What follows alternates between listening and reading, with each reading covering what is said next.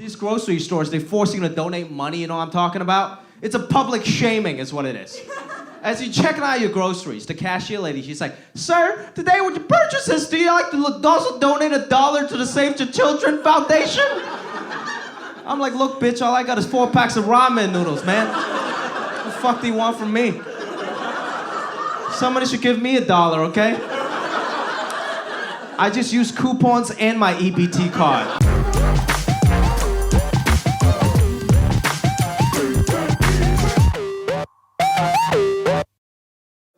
I definitely got like the little man syndrome, man. A lot of things are like starting to tick me off.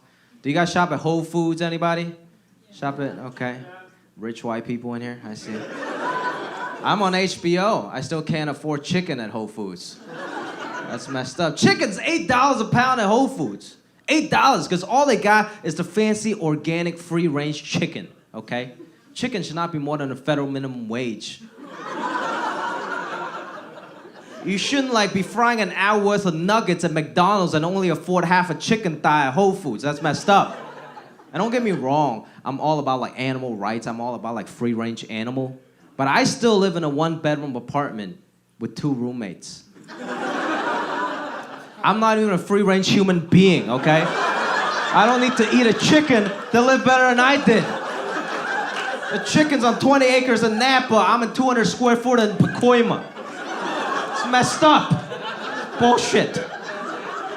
Because this is how they try to sell you on the chicken, like Foster Farms, this corporate company. They're like, the happier the chicken, the better it tastes, right? It's bullshit. Don't listen to that. I want to eat the most miserable chicken possible, so I don't feel bad killing a happy chicken. I want to eat the chicken that's borderline suicidal, you know? Just lost his custody battle, getting divorced and shit. It's gonna kill itself anyways, I'm just doing it a favor. In itself, I was just chilling with Jamar, having some lunch, right? And this old white guy came up to us, and he was dead serious. This is what he said. He was like, "Guys, what you guys are doing right now, it's exactly what I fought for in the 60s. Keep it up." Like, what the fuck just happened? What was that about? I had to go home and Google what happened in the 60s. Took me 9 pages on Wikipedia. Eventually I figured it out. He's saying that he fought for the civil rights movement, right, in the 60s. And he fought for the right for an Asian man and a black man to hang out in public with no judgment, right? No, he didn't. Jackie Chan fought for that shit in Rush Hour 1, 2, and 3. Okay? He's the real civil rights leader here. Brought us together, man. This old man is just nuts. Who comes up to you at lunch and tell you to keep it up? Like, "Hey man, keep it up." What the fuck? Like, by telling me keep it up, like he's implying the only reason I hang out with Jamar is to exercise my civil rights, right? That's ignorant. That's so ignorant, man. The only reason I hang out with Jamar is because he sells weed. I've been smoking weed lately, and the problem with smoking weed when you're a comic is you start coming up with high thoughts, you know what I mean? Like the thoughts that you think is so genius at the moment. You take out your notepad on your phone and start writing down everything, and you wake up the next day, you're like, "Holy shit, I'm retarded. Like, what's wrong with my brain?" So I want to share this thought with you guys that I had when I was pretty high. It's actually a pretty positive thought, right? It's kind of brave, almost. I realized first time as an adult, I'm almost 30, and I realized first time as an adult that I'm no longer scared of ghosts. Thank you. I know, it's a big step for me, man. I always slept with the night lights on, you know what I mean? I can't watch scary movies, but I'm no longer scared anymore. Because I've seen enough movies to know that ghosts only haunt houses. And I still live in an apartment. I see enough Hollywood movies to know that ghosts only haunt rich white people's houses in the suburbs, a beautifully like newly wedded couple, preferably with a newborn baby, you know? Because they got way too much to lose. I live in a shitty apartment in East Hollywood. I ain't got shit to lose.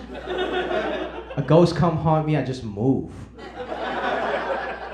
You know, worst come to worst, I lose my security deposit. What's the big deal? Like, what's the ghost gonna do? Follow me apartment to apartment, start haunting me and like knocking over my lights and shit? Like, go ahead, it's not even mine, bro. You fuck around, we both get evicted, you understand? You don't want to be a homeless ghost, do you? And what kind of crappy ghost just like start haunting apartments? That means he probably died in that apartment, you know what I mean? He didn't even die a homeowner. Fuck him, I got no respect for him.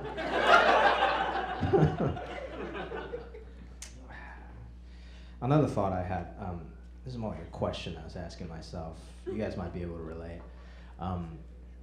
Why are all old Asian people always stretching in the park? You guys know what I'm talking about? I don't care where you are, right? You can be anywhere, any part of the world, in China, here, in the middle of America, right? You wake up, try this tomorrow morning. Wake up at 7 o'clock in the morning, go to any park in your neighborhood. You see about 150 old Asian people all doing this shit at the same time, right?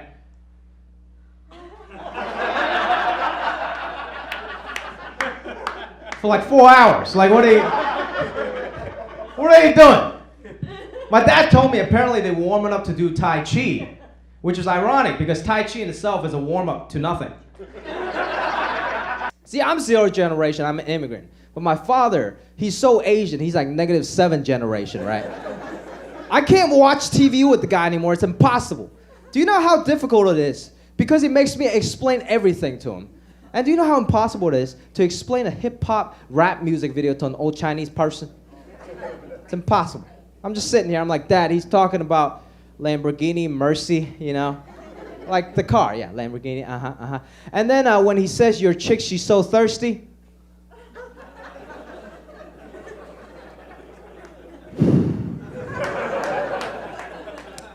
Doesn't really mean that she's thirsty, okay? It means like she likes to, you know,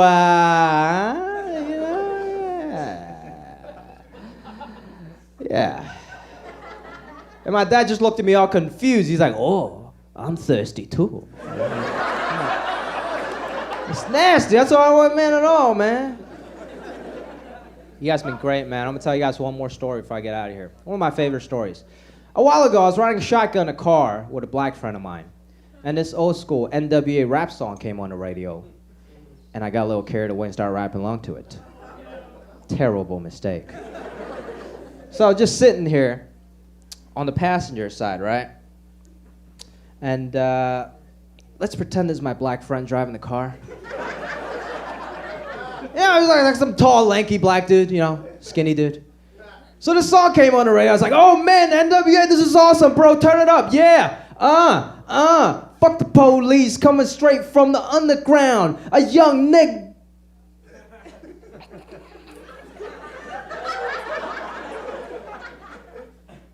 Shit. Hey, look, Latrell.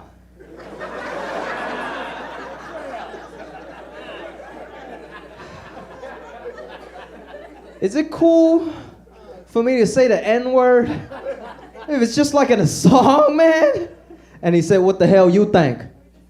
Is it cool for me to call you a Chang Chong rice eating railroad builder? And I'm like, yeah, if you can find that in a song. Thank you, that's my time. Jimmy Young, you guys been great. Have a good night.